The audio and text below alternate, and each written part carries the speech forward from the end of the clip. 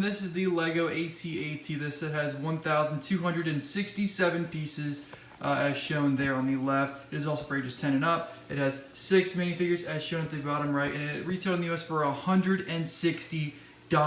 This set is an absolute behemoth. So getting on to the back of the box here, you see some of the play features and other things that it can offer you. And let's get on to the AT-AT itself. Here that AT-AT is. We're actually going to switch it up and start with the AT-AT first before we get on to our figures. And the first thing I wanted to show is the interior. You can actually flip up this side. You can do the same on the other side. This side just has 3 sand blue seats. The other side has 2 sand blue seats with a little thing there that I'll show you what that can do. Flipping it to the other side, you can see what that actually is. And what you do is you grab your little blaster cannon here and you just snap it on the end like that. Actually supposed to have it with the legs on the inside so it doesn't smack into the door, just like that. And then you got 2 seats here for your 2 snow troopers that were included. Only 2 were included, which many people complain about because a lot of people believe that there should have been 5 included because, well, there is 5 seats. But I'll show you what my AT-AT looks like when I have it on display, because I actually do have 5 snowtroopers. On to the back of the AT-AT, there's actually more access to the interior. You can actually flip this thing up and then pull this thing down, and you got great access to actually slide your speeder on these tracks. So you would grab the speeder here, and actually I think it should go, yep, head first, and then there you go. It just slides on in just like that, very, very cleanly. You flip this back up. You close this back down and it fits in there extremely nicely.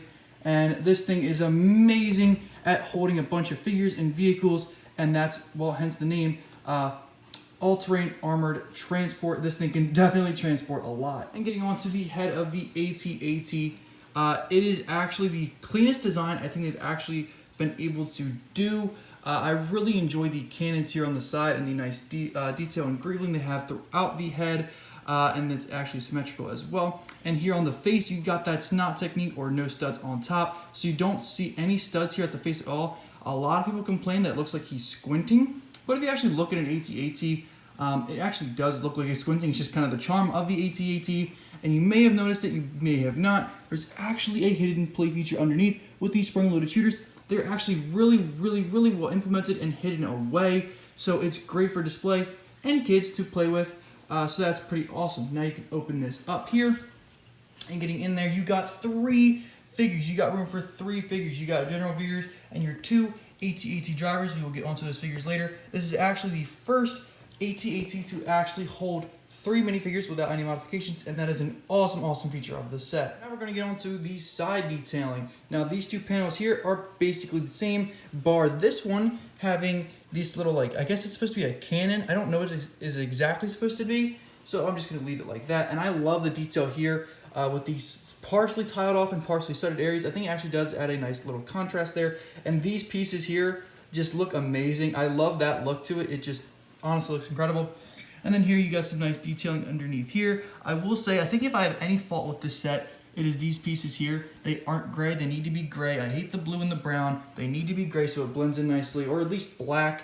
I don't mind it super, super much, but that is a fault I have with the set. As I said, the build is symmetrical, so you get that same design just flipped on the other side. Another feature of the set is actually flipping this up, and you will see this little ball here. You actually just spin this, and that actually gradually lowers. It's very, very, very slow, but it does gradually lower.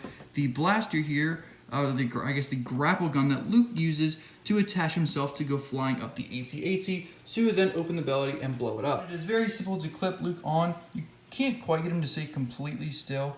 He will always just slightly move a little bit, no matter what. So that's a little problem I have with it, but I don't know how they would really fix that. And then if you brought him up here, which again, you'd go back up here and then actually rotate it towards the head, that would actually race him, which is really, really, really awesome. I love that. They have that in some other AT-ATs, and I think that is an awesome feature. And then coming underneath, you actually get this little hatch. You can have him slice as if he's opening the AT-AT, and that pulls down, and you can have him throw his thermal detonator in, which I have hooked at the bottom of his lightsaber, so he actually has all 3 of his pieces, his lightsaber, the thermal detonator, and the gun. He can actually hold all 3 of them if he has it attached to the saber like that. So I just have it like that. And then you can close it, actually throwing the detonator in, and then boom, the AT-AT would blow up. And lastly here, with Luke comically spinning rather, I'm going to show you how you can actually pose the legs. Now, what you want to do is you got 2 joints on each leg. You got just kind of your casual leg joint and then your knee joint there. And you can move it either in or out one click, and then this one down like that. You can do the same on the other side like this, and then down like that. And then this one in, down like that. This one in one click, down like that. And that is how you get it to pose as if it's walking. And oh my God, do I love this look. It looks awesome. I adore this look, and this thing is amazing, amazing for display. So the next thing I wanted to get to here is actually the leg detail. It's more or less what you see is what you get here. I actually wanted to note that the 4 toes on each foot, not all the legs are the same, the 4 toes on each foot, they aren't all the same size. These 3 are. The ones on the inside, however, are actually shorter, so the thing doesn't trip over itself. In universe, they're all the same size, but for Lego, it doesn't quite translate like that. And then going on the inside of the leg, you got this little hydraulic piece here, which is really cool. I like the detail there. And you sort of got this nice piece here that connects it to the rest of the leg. And let's get on to the mini builds that you can actually put in the AT-AT. Here are your 2 little side builds. Let's go on with the cannon here first. It's actually a very, very small and simple build, but very effective. It actually looks pretty accurate to the one that you see in the movie. And then you got this one here, the speeder. This looks pretty cool. I think it actually is a quite a nice upgrade from the last one they made for the the Imperial speeder bikes that they did on Hoth. This one looks pretty nice. It's actually like the same equipment that they use in the UCS Assault and Hoth, just to make fun of that set. But I'll show you what these look like with the snowtroopers. Here they are with snowtroopers. They look pretty nice, and let's get on to those figures right now. Our first figure here is Luke Skywalker. Again, he comes with 2 accessories, his lightsaber and his thermal detonator. I have it attached at the bottom of his lightsaber, but it's simple enough. You can hit it right in his hand, just like that, and it looks pretty sweet there. In his hand, he has some fine front torso printing and some fine leg printing as well. And then getting onto the back print there, it's pretty standard. I will say you can actually see some of the orange through the white there on both sides of the print, which isn't the greatest look, but it's not too bad, I suppose.